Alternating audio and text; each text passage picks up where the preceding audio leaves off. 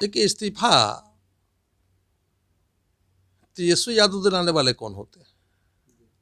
ये तो मुख्यमंत्री जी का विशेषाधिकार है। कौन मंत्रिमंडल में रहेगा, कौन नहीं रहेगा, ये तो माननीय मुख्यमंत्री जी तय करेंगे। और उनको इस तरह शोभा नहीं देता है कि बार बार कई दिनों से लगातार व्यक्तिगत आरोप लगा रहे हैं, रामसूरत राय जी पर व्यक्तिगत आरोप लगा रहे हैं। ठीक है, क्या है नहीं है मामला 2019 का है शायद मामला है कि कब का है मामला, 2019 का है शायद कि 10 का है शायद, 19 जो भी मामला हो, अब पुलिस को जांच करने दीजिए, कोर्ट में केस जाएगा, उनको न्याय करने दीजिए। एफआईआर दर्ज है, सब कुछ दर्ज है। और रामसूरत राय जी जो अपने पक्ष में बोलना चाहते हैं, उनको भी बिहार विधानसभा में आप गौर से सुनिए। जब वो बोलना चाहते, अपना पक्ष रखना चाहते हैं, तो उनको बोलने नहीं दिया जाता है। जोर जोर से बोलना शुरू कर देते हैं। विपक्ष का काम यही रह गया है कि सदन में सिर्फ हंगामा मचाओ, हंगामा मचाना है। इनका और कोई मकसद नहीं है, बिहार से कोई मकसद नहीं है, बिहार के विकास से उनका कोई मतलब नहीं है। नमस्कार, न्यूज फाउंडेशन देख रहे हैं आप। मैं हूं आपके साथ धीरज सिंह। बिहार में राज्यपाल कोटे से जो 12 एमएलसी का मनोनयन होना था, उसका लंबे समय के बाद हो गया। लेकिन जिस प्रकार से खबरें आ रही हैं कि एनडीए के घटक दल जीतन राम मांझी की पार्टी और वीआईपी खुद इस मनोनयन से संतुष्ट नहीं है, इसको लेकर लगातार वो नाराजगी व्यक्त करें। हमारे साथ बात करने के लिए भाजपा सांसद अशोक यादव जी हैं। सर, एनडीए में सब कुछ अब इसके मनोनयन के बाद ठीक दिखाई नहीं दे रहा है। देखिए, एनडीए बिल्कुल ठीक है, सरकार चल रही है, 5 वर्षों तक ये सरकार चलेगी, बिहार विकास करेगा। माननीय मुख्यमंत्री जी के नेतृत्व में सब कुछ बिहार में ठीक ठाक चल रहा है। लगातार सर, जिस प्रकार से एमएलसी का मनोनयन हुआ, उसमें जीतन राम मांझी और वीआईपी जो मुकेश सहनी की पार्टी, वो असंतुष्टि जता रहे हैं। देखिए, दोनों ही बिहार सरकार के अंग हैं। मुकेश सहनी भी बिहार सरकार में कैबिनेट मंत्री हैं, जीतन राम मांझी के पुत्र भी बिहार सरकार में कैबिनेट मंत्री हैं। दोनों ही सरकार के अंग हैं और इनका सरकार के साथ ये है, इनका समर्थन है और आगे भी इनका समर्थन रहेगा। और बाकी छोटी छोटी बात पर कभी कभी ऐसा होता रहता है। बाकी जितने भी 12 एमएलसी बने हैं, वो गवर्नर कोटे से बने हैं। महामहिम राज्यपाल का वो अधिकार का क्षेत्र था और उन्होंने मनोनीत किया।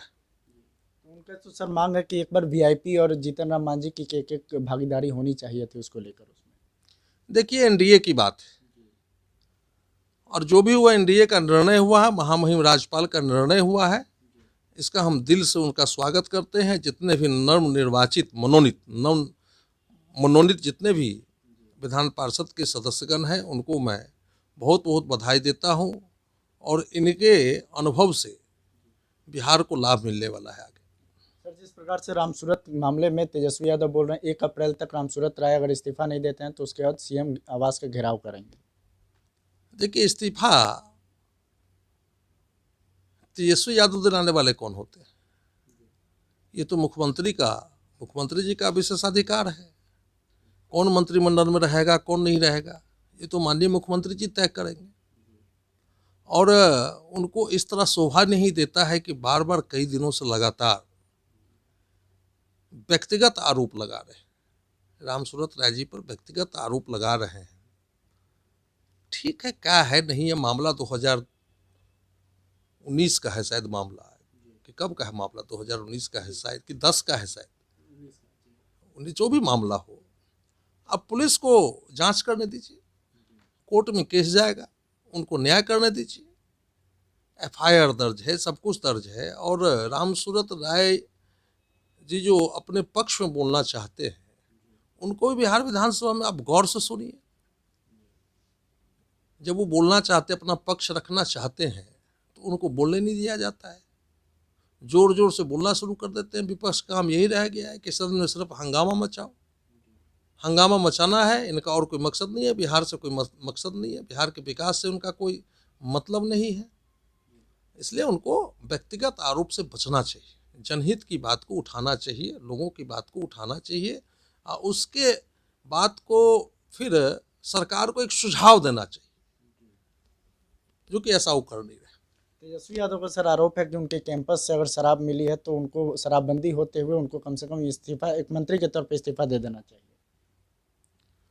देखिए, उनके मंत्रिमंडल बनने से पहले जिस स्थल की बात कर रहे हैं उस स्थल से शराब बरामद हुआ था, और मुझे इसके बारे में ज़्यादा पता नहीं है, लेकिन शायद वो रामसूरत राय जी का भाई के भाईयारी में आपस में बंटवारा हो चुका है। सब घर में बंटवारा होता है, तो हो सकता है कि उनके भाई का वो स्कूल हो, उनका परिसर हो, और उसमें कैसे आया नहीं आया, तो उस समय तत्काल जो उस समय एफआईआर दर्ज किया होगा और जो पुलिस वहाँ पहुंची होगी तो उसमें एफआईआर तो किया ही किया है।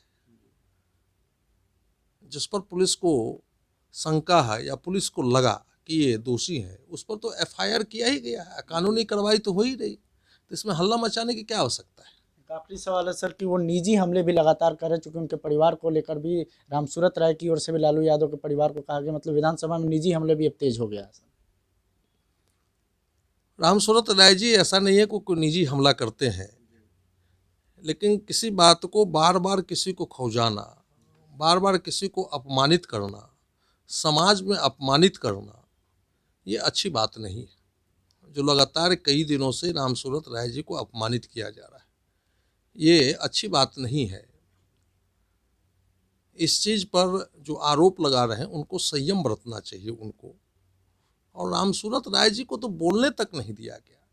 कल हम देख रहे थे, बिहार विधानसभा का टीवी के माध्यम से देख रहे थे, उनको तो बोलने तक नहीं दिया गया। बार बार उनको चिढ़ाना, उनको खुजाना, व्यक्तिगत आरोप लगाना और उनके व्यक्तिगत प्रतिष्ठा को धूमिल करना, उनके परिवार के प्रतिष्ठा को धूमिल करना, ये तेजस्वी यादव जी को अधिकार नहीं है, ऐसा नहीं करना चाहिए। अगर लोग ऐसा एक दूसरे पर दोषारोपण करना शुरू कर देंगे तो सदन की गरिमा नहीं रह जाएगी, ये गरिमा तार तार हो जाएगा। फिर लोग आपस में बच्चों की तरह अगर झगड़ा करना शुरू कर देंगे तो जनता में संदेश ठीक नहीं जाएगा। मंत्री हैं, विपक्ष के नेता हैं, हम लोग सांसद हैं, हम लोग अगर कहीं कुछ बोलते हैं तो उसको माप तौल के बोलना चाहिए। बोलना है तो बोलने का भी कई ढंग है, कई तरीका है बोलने का, उसको दूसरे ढंग से आप बोल सकते हैं, लेकिन ये बोलने का ये तरीका नहीं है। बार बार आरोप लगाना ये सही तरीका नहीं।